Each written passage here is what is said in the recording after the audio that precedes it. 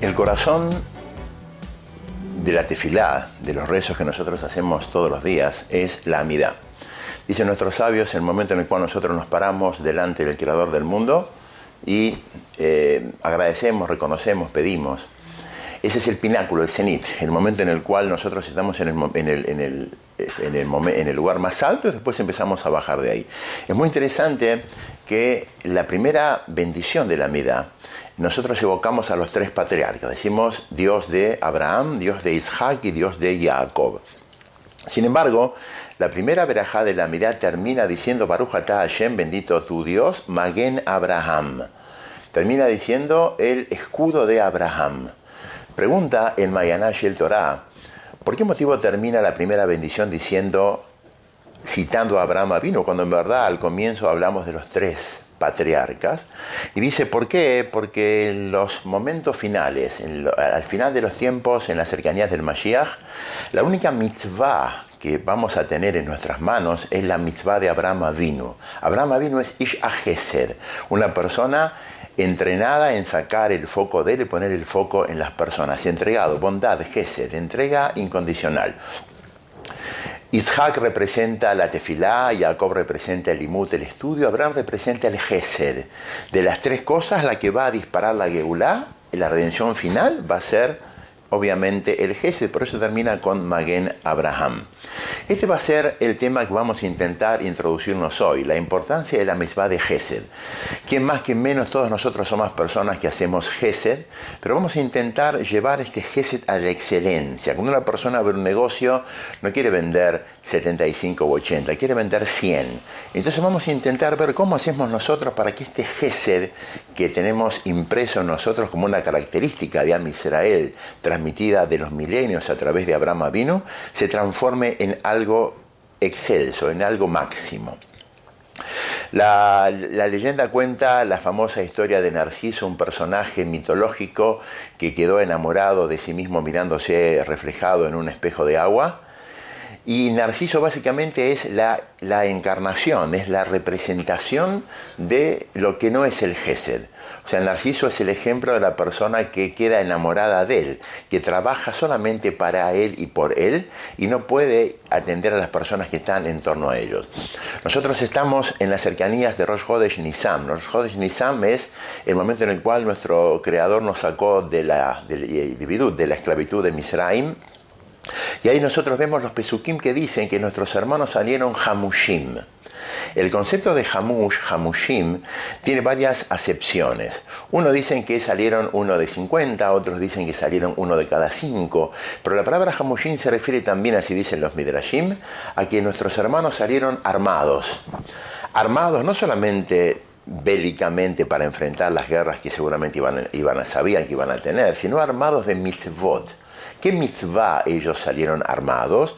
Ustedes piensen que si nosotros hacemos una cuenta optimista diciendo de que salieron uno de cada 5 y los partos en Egipto eran de sectillizos, entonces nosotros ya tenemos mínimamente de que había 30 o 40 chicos que quedaron huérfanos en Misraim porque sus papás no lograron imbuirse de esa emuná para seguir a Moshe Rabbeinu a través del desierto. En la Makah Hoshech, en la oscuridad como es conocido, ellos dejaron este mundo físico y estos chicos quedaron a expensas de la situación en forma totalmente desamparada. Sus hermanos extendieron sus manos y llevaron cada uno de ellos en el éxodo, cada uno se llevaban por lo menos entre 30 y 40 chicos huérfanos. Este hamushim, estos armados de mitzvot, se refiere a la atención, la capacidad de sacar lo que representa para mí el interés principal, que es en mí, y poner el interés en la persona que está al lado mío. Hay una famosa Mishnah en Masejet Avot muy conocida que dice: Al Sheloshah de Barim Olam Omer. En 3 cosas el mundo está apoyado. Una es a la Torah, que es el estudio, a la Bodá, que es la tefilá, y a Gemilut Hasadim, que sería el Gesed. Gemilut Hasadim, el favor que nosotros hacemos con nuestros compañeros. Es muy interesante que de los 3 conceptos, Torah, Abodá y Gemilut Hasadim es el único que está en plural, para enseñarnos que cuando una persona se entrega a otra, hay 2 personas que están siendo beneficiadas. el que se entrega y el que recibe esta entrega. Entonces, viendo que está en plural y que es tan importante, vamos a intentar entender cómo funciona este concepto apasionante del Gesed. Rav Dessler, en su mítico libro Miftah Eliyahu Perek Aleph, él habla de que el mundo se divide en dos grandes grupos. Hay personas que son dadoras y hay personas que son tomadoras. Y él dice así, hay dadores que dan tomando algo a cambio. Por ejemplo, un comerciante. El comerciante entrega la mercadería y recibe a cambio un dinero. Es una transacción totalmente kasher y permitida. Es un dador que da recibiendo. Hay personas que toman sin dar nada a cambio. Si lo hacen por la fuerza, son asaltantes. Están sacando de nosotros cosas que nos pertenecen sin darnos nada. En forma cómica, una vez uno dijo que si lo hacen con astucia son políticos, ¿no? Que toman cosas sin dar nada a cambio, pero no sería el tema de hoy. Pero hay un dar que es el dar sin tomar nada a cambio. Y nuestros sabios preguntan, ¿existe el dar sin tomar nada a cambio? Un nivel de Gesed máximo. Dice, sin duda, Boreolam, el creador del mundo, es un dador absoluto y no existe que nosotros podemos darle algo, porque básicamente el creador no necesita absolutamente nada de nosotros. Hay muchos dares en los cuales también nos acercamos a este nivel máximo del dar sin tomar nada a cambio, que es el dar con los hijos. El amor que existe hacia los hijos es un amor incondicional y es un dar prácticamente incondicional. Es muy interesante la historia de el encuentro de Yosef con los hermanos en Misraim. En el Sefer Bereshit hay cuenta en extenso cómo fue este momento tan emotivo. Y ahí dicen que en un momento Yosef quiso retener a Binyamin, que era su hijo, que era el hermano menor de los que habían quedado, para poner a prueba a los hermanos. Y los hermanos argumentan que es imposible dejar a Binyamin en Misraim, porque ya nuestro padre Jacob, que está en Israel, ya perdió un hijo menor llamado Yosef. Y ahora, si vuelve a perder otro hijo más, que Binyamin en ese momento es el más pequeño, va a ir con toda su angustia a la tumba. Es muy interesante por qué motivo los hermanos usan el argumento del padre, diciendo que Jacob no va a soportar otra pérdida, y por eso Binyamin no puede quedarse en Misraim, debe volver con ellos a Egipto. Sin embargo, había un argumento mucho más fuerte para usar, que era que Binyamin en ese momento no era una criatura como nosotros nos imaginamos, sino que Binyamin era un padre de familia de 10 hijos. Ellos tuvieron que haber dicho, no podemos dejar a Binyamin con vos, porque hay 10 hijos que lo necesitan. Sin embargo, no dicen ellos. Ellos dicen, no podemos dejar a Binyamin con vos, porque hay un padre que no va a poder vivir sin su hijo. Un padre tiene 12 hijos, si pierde un hijo más, va a bajar angustiado a su descanso final. Sin embargo, 10 hijos pueden vivir sin un padre. Un padre no puede vivir sin uno de sus 12 hijos. Sin embargo, 10 hijos podrían vivir sin Binyamin. Por ese motivo ellos no traen este argumento. Es muy interesante, esto nos enseña cómo el amor, el cariño, el gesed que desarrollan los padres hacia los hijos es tan incondicional que crea un lazo prácticamente indestructible, mucho más fuerte que el lazo de cariño que se crea a la inversa. Y el Rav Dessler va a explicarnos por qué esto es así. Nosotros habitualmente entendemos de que nosotros damos a quien más queremos. Y el razonamiento debería ser a la inversa. Para poder querer a alguien, debemos darle algo antes.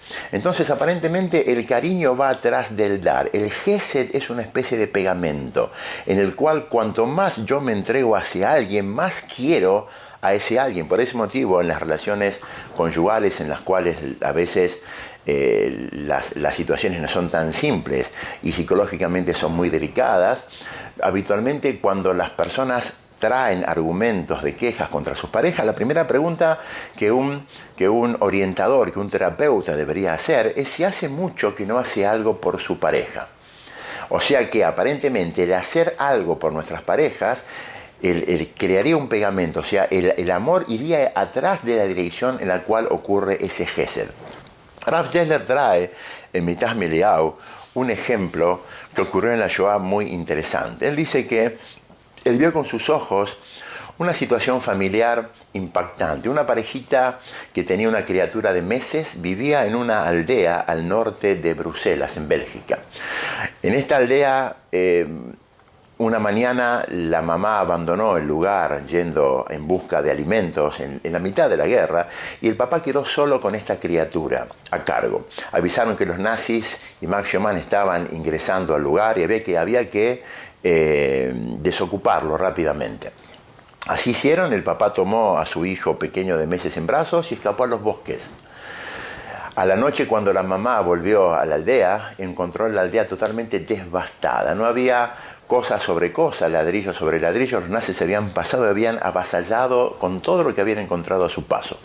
Pasaron muchos años y no se encontraron durante la guerra y fue una situación muy emotiva el momento del reencuentro. Ustedes saben que cuando terminó la Segunda Guerra había instituciones, corporaciones que trabajaban para reconectar a estas personas que habían perdido sus padres o sus hermanos o sus esposas, sus núcleos familiares y se habían desencontrado.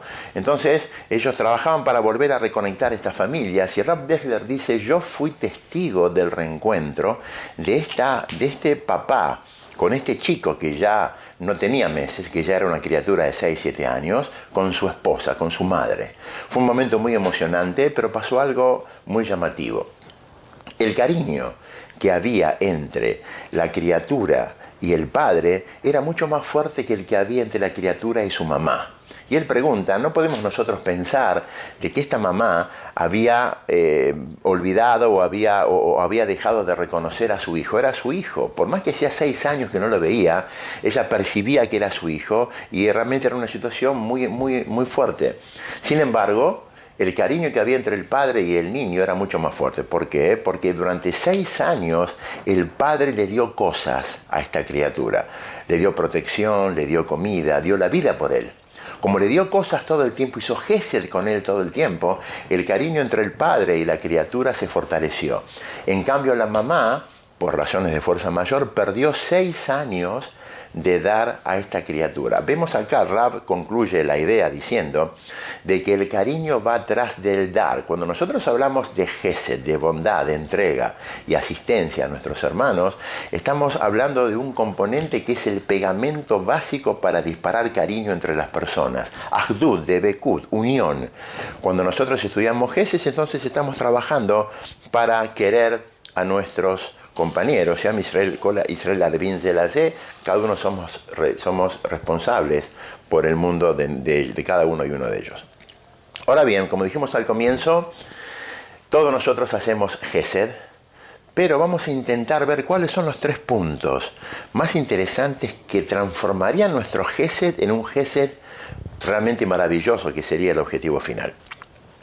El primer punto dice así: aparentemente nosotros hacemos gesed cuando nos es fácil hacer gesed.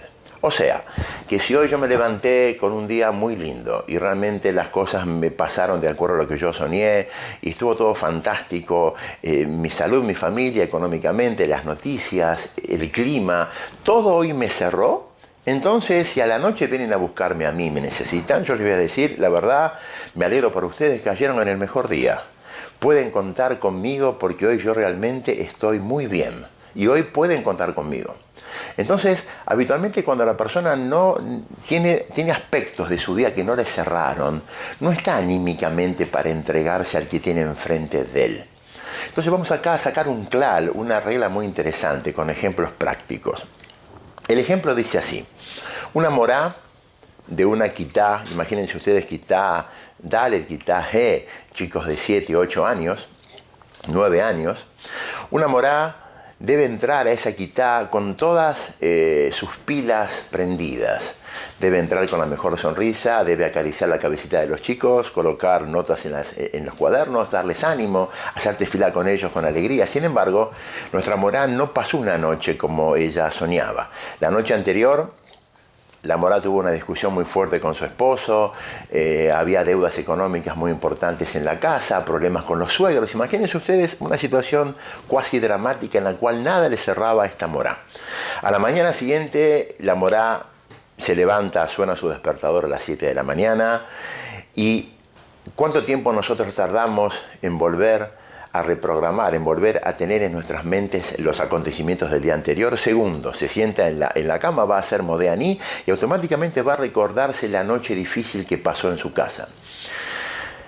Seguramente que la morá tiene más ganas de volver a taparse con su frazada y seguir durmiendo al mediodía y quizá dar parte de enferma. No está anímicamente para enfrentar a 25 chicos a los cuales debe mostrar una cara sonriente y de júbilo. Sin embargo, nuestra morá es una morá muy responsable. Ella no va a hacer esto. Ella se va a levantar, se va a lavar la cara, va a tomar aire, va a ir a la escuela y va a entrar a esta quitá con la mejor cara que puede. Y entra y saluda Boker Tov a sus chicos y les da ánimo y pega caritas en los cuadernos y hacen tefilá cantando. Sin embargo, después de 50 minutos suena el timbre del recreo y los chicos salen a jugar. Nuestra morá se apoya en el escritorio, coloca la cabeza sobre el escritorio y se desploma. Realmente fue un esfuerzo muy grande para ella. 50 minutos fingiendo un estado anímico que no tenía. Lo hacía por los chicos. Si nosotros nos acercamos y le preguntamos cómo se siente, seguramente nos va a decir que no se siente bien. Pero si seguimos ahondando en la pregunta, quizá reconozca que se siente un poco mejor. El tema económico no lo resolvió, su esposo no la llamó, con su suegra menos que menos todavía, pero hay algo que ella hizo que va a hacer que se sienta mejor.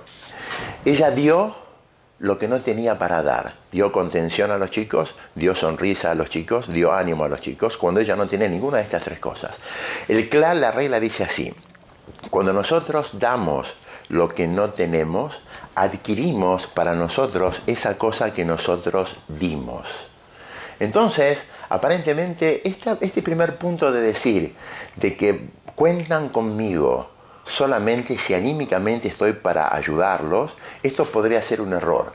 Cuando nosotros nos piden colaboración para algo y no estamos anímicamente para hacerlo, debemos intentar hacerlo, porque cuando nosotros lo hacemos, adquirimos esa cosa para nosotros. Imagínense ustedes que nos piden que vayamos a la casa de una persona que está depresiva a intentar levantarle el ánimo, vamos 2 o 3 a hablar con él y francamente yo no estoy depresivo, pero estoy a un paso de una depresión lleno de problemas. Si yo hago el esfuerzo por ir, cuando yo salgo de esta casa, ahora tengo un estado anímico que es diferente al estado que yo tenía cuando ingresé. ¿Por qué? Porque vi lo que no tenía. Obviamente que hay límites, obviamente que hay situaciones en las cuales yo no puedo hacerlo, o porque físicamente no puedo hacerlo, o anímicamente estoy superado, pero francamente en el 90% de los casos en los cuales nosotros negamos un gesed, son casos en los cuales podríamos, si nos esforzamos para hacerlo, podríamos hacerlo igual. Hay un rab de la comunidad nos contó una vez que cuando viajó a Israel con su familia a estudiar, con chicos muy chiquitos, ustedes saben, en Israel los gemahim, las instituciones de Gesed, abundan y son una de las características más emocionantes de Am Israel. Él cuenta que hay gemahim de lentes, de chupetes, de todas las cosas que a ustedes se les pueden ocurrir. Con chicos chiquitos, los gemahim de chupete funcionan a toda la noche. Bueno, le pasó lo que nos pasó a todos alguna vez, ¿no? Un chico chiquito de 2 años que no puede dormir sin su chupete, a las 3 de la mañana hay que intentar buscar un chupete en algún lugar. Y bueno, mira las páginas donde están anotados los gemahim, ahí en Benebra, aquí ve que tenía ahí cerca de la casa un gemaj. Llama por teléfono a las 4 de la mañana, atiende a una mujer y le dice, sí, cómo no, tenemos chupetes, venga aquí por favor, tal dirección, tal lugar, lo estamos esperando. Rab nos cuenta que va al lugar y no encuentra la dirección. Empieza a mirar y ve el número, pero el número corresponde a una casa de familia. No es una institución, no es un lugar y realmente no están las luces apagadas, son las 4 de la mañana. ¿Quién va a animarse a tocar timbre, a golpear la puerta a las 4 de la mañana en una casa de familia? Hasta que aparentemente ya está girando para volver a su casa y sale de esta casa de familia una mujer y le dice, usted llamó por teléfono, usted buscaba chupetes, acá funciona el gemaj de chupetes. Este señor con toda la vergüenza ingresa en la casa, un comedor, una luz tenue prendida, la mujer le dice, no haga ruido por favor porque mi familia está durmiendo. Lo atiende, se va. Cuando Rab se va, se queda pensando, dice, qué maravilla. No es una institución y hay una secretaria que atiende. Esta mamá en su casa tiene un gemaj de chupetes y atiende a las personas a las 4 de la mañana. Y quizá cuando yo me fui de ahí, otra vez sonó el teléfono de una persona que necesitaba otro chupete. Hay algo maravilloso. Hay un estudio que se hizo en estos lugares en los cuales los famosos voluntariados, Maguen Avot en Buenos Aires, Yad Sarah en Yerushalayim, muy conocidos.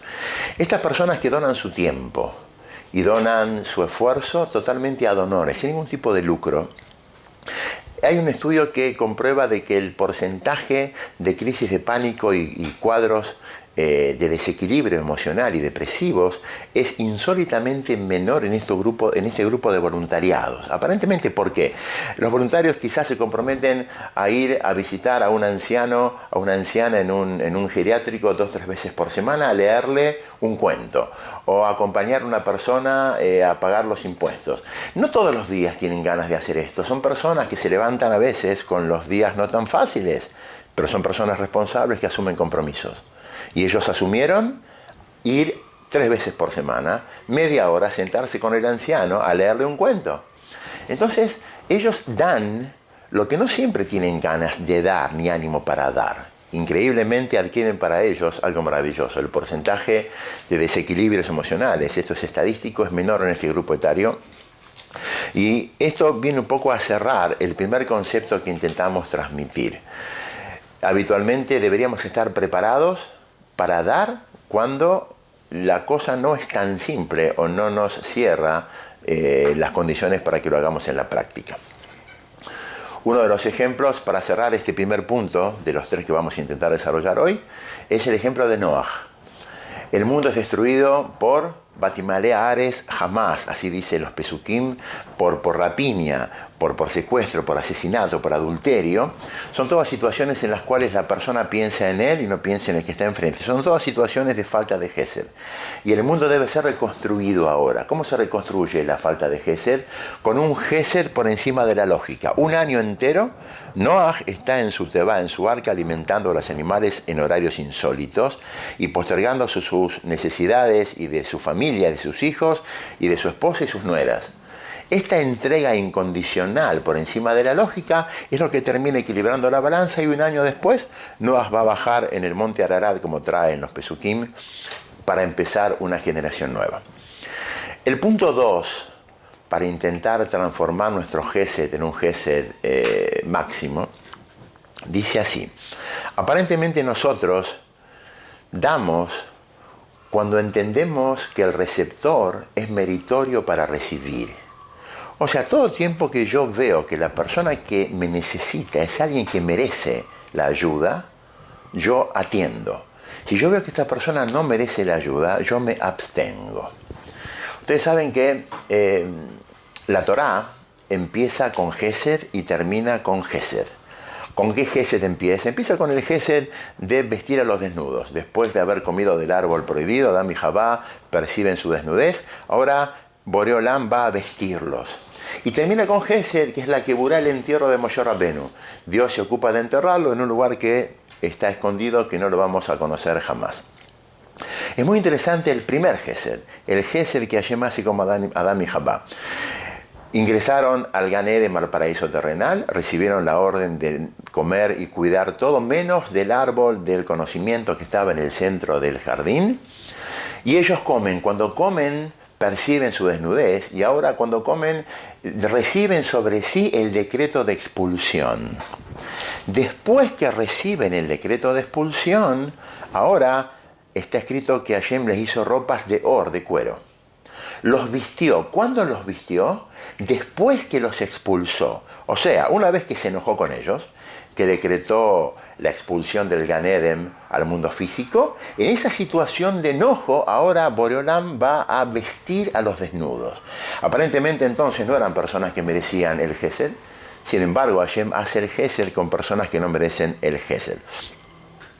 La pregunta sería, ¿cómo hacemos nosotros para ver meritorias a las personas y ayudarlas? Sin duda que cuando vemos meritorio a alguien, esto es un incentivo muy grande para poder ayudarlo, pero entonces tenemos que saltar una barrera. La barrera es que vamos a encontrarnos con situaciones en las cuales la persona no es meritoria. Y entonces, ¿cómo hago yo para ver meritoria a esta persona y poder ayudarlo igual? Y la regla dice que no debemos ver a la persona como lo que la persona es, sino debemos ver a la persona como lo que la persona podría llegar a ser si yo lo ayudo. Una historia que Rav Baruch Brut trae en sus libros sobre el Rav Abraham Twersky. Muy interesante, el Rav daba shiurim, clases en una penitenciaría en Jerusalén, a Yehudim, y ahí el Rav entraba y daba clases de autoestima, autovaloración, musar, ética, intentando levantar la moral de los presos. Él cuenta que entre estos presos había uno que hacía ya muchos años que estaba ahí dentro. Entonces el Rav le preguntó por qué hacía tanto tiempo que estaba ahí adentro, y le dijo que era por robar. Dice, pero por robar tanto tiempo, no, dice, yo robo, vuelvo a estar aquí encarcelado, salgo, cumplo la pena y vuelvo a reincidir en el robo. Y otra vez vuelvo a entrar. Y salgo, reincido y vuelvo a entrar. Es una situación de reincidencia crónica en la cual la persona ya se huye, está como abandonado y él entiende que ya no va a salir más de esta situación. Entonces el preso le dijo al Rav, mire, sus palabras de autovaloración y autoestima son muy lindas, pero conmigo no funcionan. Hace años que estoy intentando corregirme y cuando salgo reincido sistemáticamente. El Rav le dijo, no importa, vos escuchame. Y así fue, escuchó. Pasaron muchos años, el Rav ya no fue más a este lugar. Cuando volvió, pasó a visitar y le contaron una historia. Le contaron que este señor un día salió y se puso una empresa de fletes. Entonces una familia donó un juego de sillones para la penitenciaría y este señor se ofreció, después de tanta deuda que tenía con el lugar, a cargar los sillones y llevarlos gratuitamente a la penitenciaría donde tantos años estuvo asilado. Y llama por teléfono diciendo, mire, empecé a levantar los sillones y cargarlos en el camión y se cayó un sobre entre los almohadones. El sobre tiene $1.700. Aparentemente la familia que donó los sillones se olvidó este sobre guardado abajo de los almohadones. Y este señor, que es un ladrón crónico, está llamando a la penitenciaría para preguntar qué hacer con el sobre. Entonces le dicen, mire, vamos a hacer así, vamos a llamar a los dueños para preguntar qué quieren hacer. Llaman a los dueños dicen, vamos a hacer así. La mitad de esa ganancia, de ese sobre que quede para este señor, y la mitad queda como una donación para el instituto carcelario. Así hicieron. Dicen que pasó un tiempo, el Rav Twersky volvió a ese lugar, le contaron esta historia. Y en la entrada a la penitenciaría había un cartel que no estaba antes. El cartel decía textualmente, aquí se pulen diamantes. Y este cartel había sido donado por esta persona. Esta persona dijo, encontré en este lugar a personas que apostaron en mí. Cuando ni yo apostaba en mí, personas hicieron gesed, me enseñaron el valor del ser humano cuando ni ellos mismos creían en mí. Yo soy lo que soy y estoy donde estoy, y realmente ya había corregido su tendencia de robo, gracias a que vieron personas que no me vieron como yo era, sino que me vieron como yo podía llegar a ser si ellos apostaban en mí. Entonces, si nosotros hacemos esto y ayudamos a las personas independientemente de si son meritorias o no son meritorias, vamos a entrar dentro de un Geder, de un espacio que Borei Olam hace con nosotros exactamente igual. Cuando llega el momento de Kippur, el momento más emocionante de Neilá, cuando ya las lágrimas brotan con más facilidad, las personas asumen compromisos. Y asumimos compromisos a futuro, que quizá en ese momento no lo somos. Y Dios nos juzga en forma benévola porque apuesta en nosotros. El perdón famoso, la mejilá famosa de Kippur, no es un olvido, sino que es una apuesta, es un crédito.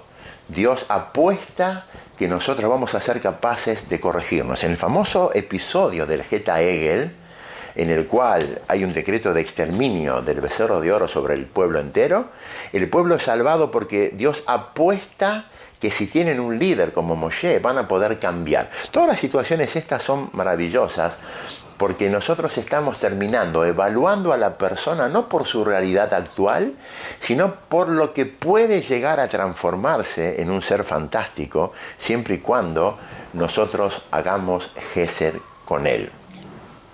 Finalmente, ustedes saben que esto tiene otra repercusión muy interesante. Las personas terminan siendo como los demás nos tratan y piensan de nosotros. O sea, que si yo lo trato en forma respetuosa, aunque él no merezca ser respetado, porque no es una persona que respete, él se va a transformar en un ser respetuoso. Si lo trato en forma atenta y cálida, él se va a transformar en una persona atenta y cálida. Entonces el segundo clan, la segunda regla que vamos a entonces a dejar bien clara es que debo estar listo para hacer Gesed cuando el receptor no lo veo meritorio para recibir este Gesed. El tercer punto para potenciar el Gesed dice así: habitualmente la persona da lo que entiende que el otro quiere recibir, y muchas veces no es lo que la persona quiere recibir. Nosotros debemos estar listos para dar lo que el otro quiere recibir, independientemente si para nosotros esto no es importante o relevante. Vamos a tener algunos ejemplos interesantes.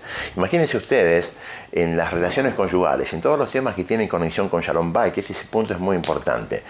Un marido puede quizá expresar su discordancia con su esposa, porque su esposa le reclama permanentemente falta de atención, que no piensa en ella, que no se ocupa de ella, que no la atiende, que no está pendiente de ella, y él va a contarnos todas las cosas que hace por ella. Sin embargo, todas las cosas que hace por ella no son cosas que su esposa espera que le haga. Puede llenarla de tarjetas de crédito, viajes, ropas y cosas, pero quizás su esposa está necesitando una persona que se siente con él a hablar 5 minutos. Entonces él siente que da, pero lo que está dando no es lo que la persona espera recibir. Entonces esto no se llama que está dando. Una historia de Rav Gorowitz, muy linda, que estaba el Rav sentado en Estados Unidos, New Jersey, donde tiene su Bet Knesset, sentado con su hijo. Entonces él dice que ingresó al recinto, al Bet Knesset, un anciano. El anciano tenía en sus manos una bolsita de rapé. Rapé es un tabaco mentolado, que es una costumbre en muchos lugares del mundo, que se huele. Hay algo muy, muy interesante que escuché una vez. Dicen que hay un minhag, una costumbre de oler este tabaco mentolado durante la tefilá, porque este tabaco es un tabaco muy picante que provoca el estornudo, y es como que diríamos que si nosotros estornudamos betoja tefilá durante la tefilá, es un simán, una señal de que la tefilá está siendo escuchada. Entonces, cuanto más estornudamos, más se escucha nuestra tefilá. Ingresó este señor con el rapé, el tabaco mentolado, y la costumbre es colocar el dedo arriba, sacarlo, olerlo y después limpiarse la mano. Entonces se acerca al Rab, el Rab pone el dedo, pasa, le dice a su hijo que haga lo mismo, también pone el dedo, y este señor anciano sigue caminando. Cuando el señor sigue y se va, el Rab le dice a su hijo: sacate esto de la mano. Nosotros no hacemos estas cosas, no necesitamos estas cosas, esto no es para nosotros. Entonces el nene le dice: papá, pero si no lo necesitamos, ¿por qué entonces por qué me lo hiciste hacer? ¿Por qué pusimos el dedo si vamos a limpiarnos la mano? El Rab le contestó: vos no te diste cuenta. Cuando el señor entró, se iluminó su cara ante la posibilidad de poder atendernos. La felicidad que él tenía era poder atendernos y servirnos rapé. Nosotros no necesitamos rapé, pero él necesitaba atendernos. Entonces hicimos un gesto muy grande, dimos a alguien algo que no era necesario para nosotros. Imagínense ustedes, dos personas, marido y mujer, que se encuentran. Uno que viene del negocio con muchos cheques rechazados y situaciones problemáticas. Una mujer que viene del consultorio del dentista con 3 muelas sacadas y su cara hinchada y dolorida. Y son dos personas que se encuentran con problemas y angustias. Y están exultantes por poder contarse lo que les pasó ese día y los dolores y las preocupaciones. Sin duda vamos a necesitar aquí tener personas que sean capaces de hacer lo que no quieren hacer. Diríamos, vamos a pedirle al hombre, ¿no? Los hombres siempre somos los que debemos dar el primer paso. Vamos a pedirle al hombre que sea capaz de preguntar a la esposa por sus muelas y que sea capaz de retener sus problemas económicos. El Rabbi Heskel Levenstein trae otro punto muy interesante. Él dice que el Gesed es la base de la emuná, de la fe. Abraham Avinu se transformó en el paradigma de la emuná porque era un ish a Gesed, una persona de Gesed. Cuando una persona hace Gesed y da, percibe recién todo lo que Boreolam hace por él. O sea que todo el tiempo que yo no doy, no soy un dador, no percibo toda la bondad que Hashem hace con nosotros. Por ese motivo, cuando la Torá habla de Gesed, va a hablar del momento en el cual Abraham Avinu está convaleciente de su Brit Milá.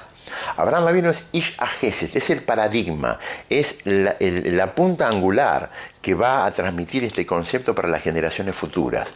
Entonces, Abraham hace mucho gesed, tiene una carpa, un eshel plantado en el desierto con 4 puertas y la gente entra a comer y él da de comer gratis a las personas, atiende a los enfermos, enseña moralidad a la gente. Sin embargo, cuando la Torá me viene a hablar de gesed, habla del momento de Abraham cuando estaba convaleciente de su brit y los 3 malajim, Perashá, Vayerá, vienen a visitarlo. ¿Por qué así? Porque ahora Abraham se va a parar, va a correr, va a preparar agua, va a mandar a su hijo a preparar animales. Está haciendo un gesed cuando está desobligado de hacerlo. Un gesed por encima de la lógica. Este es el gesed que deja marcas. Seguramente que disfrutemos y siempre estemos en situaciones que hacemos gesed sin esfuerzo y con placer, pero uno debe estar preparado para hacer gesed cuando las cosas no le cierran. Por ese motivo la Torá hizo hincapié básicamente en el concepto de Abraham Avinu. Hay muchos tipos de gesed, vamos a pasarlos rápidamente. Hay gesed económicos, hay mitzvah de hacer préstamos a las personas, ¿no? Uno de los niveles más altos de Sedaká, o el más alto, es muchas veces dar un trabajo a alguien para evitar que la persona se empobrezca, dar Sedaká, dar caridad, recibir huéspedes, Agnasat Orhim, escoltar huéspedes, Levayá, acompañarlos hasta la puerta, Bikur Jolim, visitar a los enfermos, Samea Hatam Bekalá, alegrar a los novios, Keburá, enterrar a los muertos, la mitzvah de Med Mitzvah, aunque los Kohanim no estamos aptos para poder enterrar y estar en contacto con muertos. Si hay un Med Mitzvah, una persona que no tiene quien la entierre, hay una obligación de enterrarlo con nuestras manos. Son todos Geserim, son todos situaciones en las cuales nosotros estamos enfocados en las necesidades del entorno. Ahora, el Yetzer Hará sabe de que el gesed es un pegamento muy fuerte.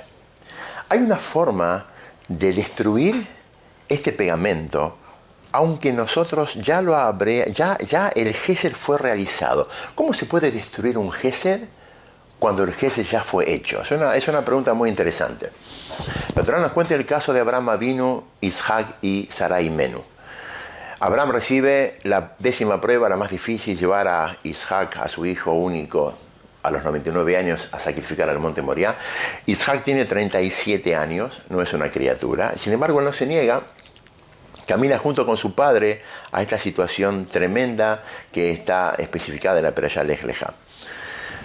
En el momento que baja Abraham Avinu, los Midrashim discuten en verdad qué pasó con Sarai Menú, si Sará, su esposa, falleció de la angustia de saber que lo llevaron, o su esposa falleció de la angustia de saber que no lo sacrificaron finalmente. No importa, sea como sea, cuando Abraham baja del monte Moriah, se encuentra con la terrible noticia de la muerte de su esposa Sarai. Ahora, dice el Yetzer Hará, ¿por qué hizo todo esto? Dice que el Yetzer fue y le contó a Sará la situación para disparar su muerte, y después fue corriendo delante de Abraham Avinu para contarle esto. ¿Por qué el Yetzer Hará hizo esto? Hay una forma en la cual las acciones se anulan y las mitzvot se anulan incluso post facto, después que nosotros las hicimos. ¿Cuándo es esto? Cuando nosotros nos arrepentimos de lo que hicimos. O sea, el Yetzer Hará sale corriendo a contarle de la muerte de Sará para que Abraham diga: ¿quién me mandó a hacer una cosa así? Realmente, cuando termino bajando de esta situación tremenda y feliz por haber pasado la prueba máxima, se encuentra que perdió a su esposa. Abraham pudo haber dicho: ¿quién me mandó a hacer esto?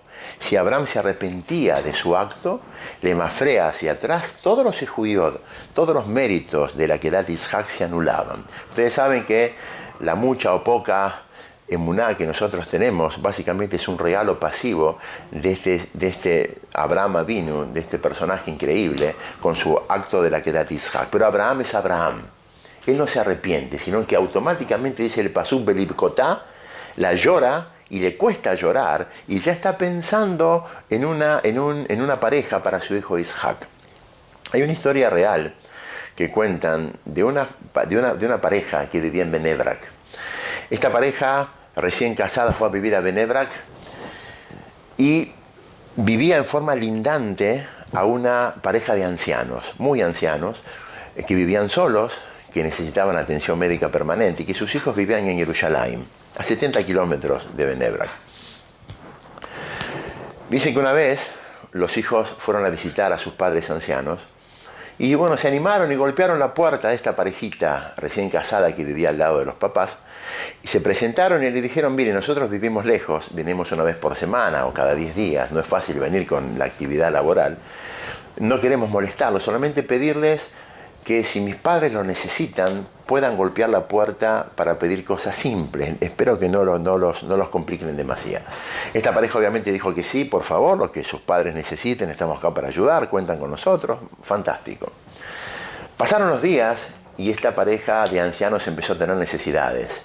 Y necesidades diarias y necesidades permanentes. Y golpearon la puerta una vez por día, 2 veces por día, 3 veces por día, médicos, acompañar para hacer trámites, comprar medicaciones, a veces venía el maquinadón para atenderlos a cualquier hora de la noche. Con el paso del tiempo, Baruch Hashem, esta pareja, esta mujer se estaba embarazada, y ya tenía una gravidez de 3-4 meses y ya no podía dormir porque con mucha frecuencia golpeaban la puerta de estos ancianos hasta que llegó un momento en el cual ya no pudieron más. Dijeron, no podemos seguir así. Fueron a ver a un gadol en Bnei Brak y le presentaron el caso. Le dijeron, mire Rab, asumimos un compromiso, berrazón con voluntad y besimjá con alegría, pero ya mi esposa está embarazada, ya no podemos estar todo el día atendiendo a esta gente, francamente no podemos. Rab dijo, ¿qué pasa con sus hijos? Sus hijos viven en Jerusalén, vienen una vez cada 10 días. No contamos con personas que nos ayuden. ¿Qué pasa de poner a alguien que los cuide? No tenemos medios, ni los hijos tienen medios, ni tenemos los medios para poder hacerlo. Entonces, mientras el Rab pensaba, el esposo, el hombre le dijo a su esposa, ¿quién nos mandó a comprometernos en esto? Cuando Rab escuchó esto, dijo, no digas así. No digas así. Hace 1 año que estás haciendo gesed con esta gente. Este gesed que estás haciendo, si vos te arrepentís de este gesed, estás anulando para atrás todo el gesed que hiciste. No digas quién nos mandó a comprometernos en esto. Vamos a buscar la forma de salir de esto. Pero no digas, por favor, esta expresión. Esto nos enseña a nosotros que muchas veces hacemos gesed. Y el gesed une a la gente. Pero el Yetzer Hará sabe que esta unión es problemática para sus objetivos no tan buenos. Entonces va a buscar la manera de que yo me arrepienta. Por ese motivo es muy común que cuando entre 2 personas hay mucha ayuda, mucha bondad, suelen surgir problemas entre ellos. ¿Por qué? Problemas y discusiones para que uno termine diciendo, ¿por qué lo ayudamos? ¿Para qué? Al fin y al cabo, ¿para qué lo hicimos? Nunca digamos así. La historia de un rab que caminaba con su talmid por la calle y veían que venía de frente otro muchacho. Entonces el rab le dice a su alumno, vamos a cruzarnos de vereda porque el señor que viene ahí le hicimos muchos favores. El alumno dijo, rab, se confundió. Quiere cruzarse de vereda porque quizá tiene problemas con él. Dice, no, entendiste bien. Vamos a cruzarnos de vereda porque le hicimos muchos favores.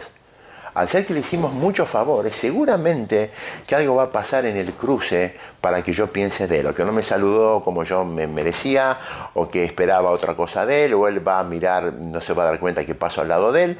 Algo va a hacer el Yetzer para que yo termine diciendo, al fin y al cabo, ¿por qué tanta ayuda? Entonces, por favor, vamos a cruzarnos. Estos son, para Tim, son aspectos, características que debemos tener en cuenta. Hay un gesed más, antes de cerrar el tema, que entiendo que es uno de los hasedim más interesantes.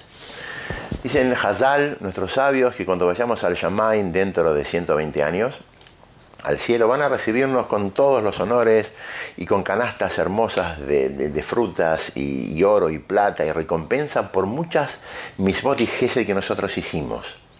Entonces, vamos a preguntarnos, francamente, sé que algo hice, pero me parece que esto es una exageración. Sin embargo, van a mostrarnos todas las personas que cambiaron, que tuvieron una influencia positiva de nosotros, que recibieron un gesed de nosotros sin que nosotros mismos nos hayamos dado cuenta. Muchas veces el gesed que nosotros hacemos con los ejemplos, con las palabras, con las actitudes, son observados por terceras personas que nosotros no tenemos percepción que nos están mirando. Y estas personas pueden cambiar el rumbo de sus vidas, pueden cambiar actitudes, pueden cambiar situaciones, porque vieron en nosotros y fueron contagiados por nosotros, pero ni nosotros supimos que esta cosa ocurrió. Entonces, sin duda que hay un gesed, que es el gesed quizá más desconocido, que es el gesed que nosotros hacemos sin percepción de que nosotros hacemos. Para hacer un sikum, un breve resumen del tema y cerrarlo, el gesed es una de las características más importantes de Am Israel. Tenemos un baluarte en gesed que es Abraham Avinu Ish HaGesed, y este gesed está impreso en nosotros. No nos llama la atención de que los demás umot, los demás pueblos del mundo, nos ven de esta manera y se sorprenden cuando vemos que nosotros nos ayudamos entre nosotros. ¿A quién no le ocurrió subir a un taxi o cruzarse con una persona no judía y que nos digan en forma halagueña cómo se ayudan entre ustedes? El gesed es una característica entre nosotros. Todos tenemos esta capacidad de hacerlo. Somos responsables y nos sentimos sensibles por personas que sufren problemas en Israel y en la otra punta del mundo, cuando ni los conocemos, no sabemos quiénes son. Hacemos tefilá por los hayalim cuando enfrentan las guerras, Dios libre, en Israel, cuando ni sabemos quiénes son y seguramente jamás vamos a conocerlos, con nombre y apellido. Esto es gesed, pero hay que tener cuidado. Hay un potencial por desarrollar. El potencial debe llegar al máximo, porque si nosotros si nos dieron una capacidad y la capacidad quedó trunca, vamos a ser responsables por esta porción no desarrollada. Y el potencial se desarrolla haciendo gesed incluso cuando no estoy en mi mejor día, haciendo gesed incluso cuando la persona no es meritoria, y haciendo gesed dando lo que la persona amerita recibir y no lo que yo pienso darle. El gesed, sin duda, una de las midot más interesantes para seguir desarrollando.